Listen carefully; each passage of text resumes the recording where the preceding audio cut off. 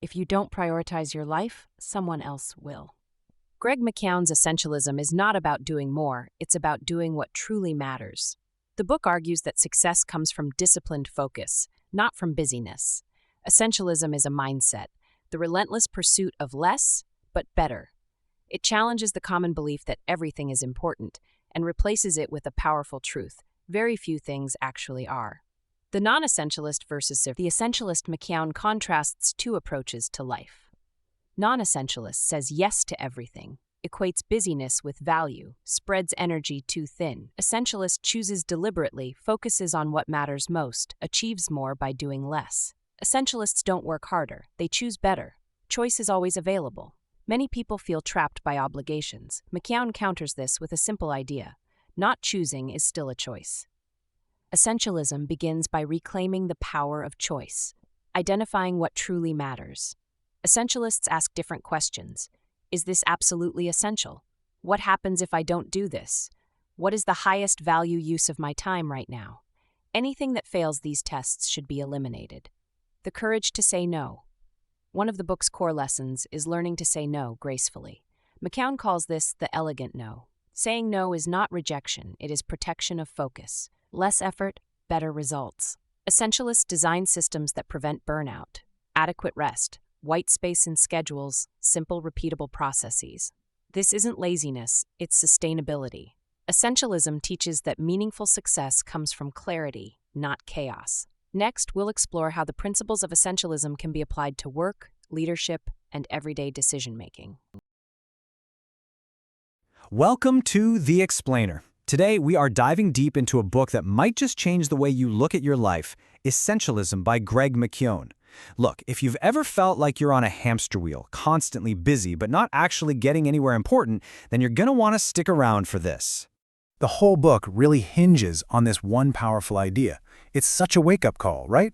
If you don't actively and deliberately choose what's important to you, the world will happily choose for you.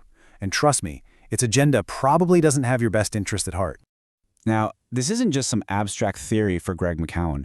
It was born from a really painful, personal moment. Right after his daughter was born, his wife was in the hospital, and he actually chose to go to a client meeting instead of being with them.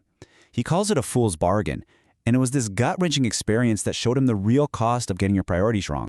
And that personal story, it perfectly illustrates a problem that so many of us fall into. McKeown calls it the trap of more. So let's just do a quick gut check. Does this sound familiar?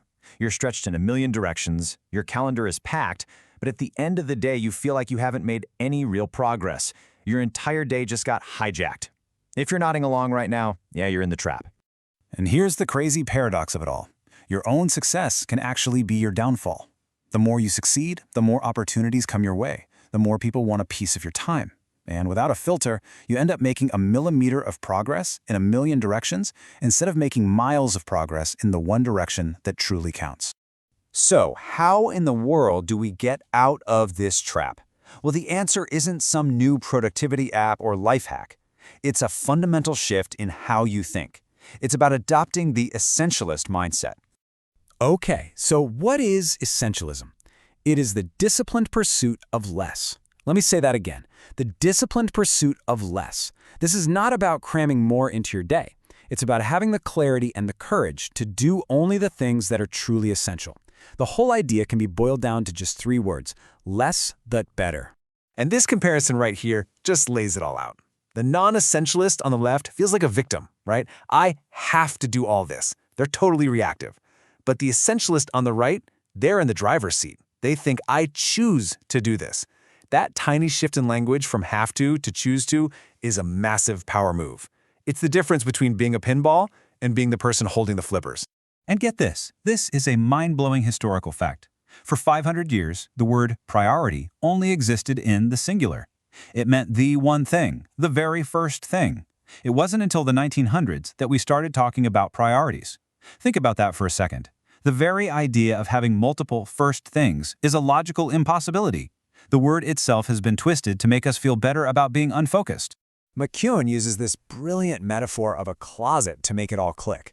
Most of us treat our lives like a closet we just keep stuffing things into. It's overflowing, messy, and you can't find anything you actually want to wear. An essentialist, on the other hand, regularly takes everything out, holds up each item, each commitment, and asks, is this a hell yes for me? If it's not, it's out. They make space for the things they absolutely love. You know, there's this weird psychological quirk we all have called the endowment effect, where we value stuff more just because it's already ours. To bust through that bias, you have to ask yourself a brutally honest question about any project or commitment. If I wasn't already invested in this, how hard would I work to get this opportunity today? If the answer isn't a lot, well, you know what you need to do. Okay, so understanding the mindset is one thing, but how do we actually live this out? Well, there's a practical, repeatable, 3-step system for that. It's a really simple but powerful loop. First, you explore all the options to figure out what the vital few are. Second, and this is often the hardest part, you eliminate the trivial many. You have to be ruthless. And finally, you execute on those vital few things in a way that makes it almost effortless. Explore, eliminate, execute. It's a cycle you live by. So step 1, explore. To find what's essential, you need space. You have to intentionally disconnect from the noise to actually think. And this means fiercely protecting your best assets for making good decisions. Sleep, which is an absolute non-negotiable. And play, which is how you spark creativity and keep from burning out. All right, step 2, eliminate. This takes serious courage. A great tool here is the 90% rule. When you're looking at an opportunity, grade it out of 100. If it's not a 90 or above, a clear yes, then you have to treat it as a 0. It's a clear no. And look, you can say no gracefully. People will actually respect you more for it because it shows you value your time. And finally, step 3, execute. This is where you rig the game so you can't lose. You build in buffers for when life inevitably happens.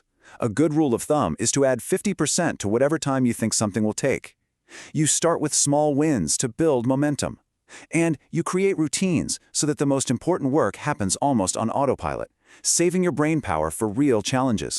So when you actually start putting all these pieces together, the mindset and the system, you unlock the whole point of this, living a life of less but better. And the payoff for all this work, it's absolutely life-changing. You get to feel in control of your own life again.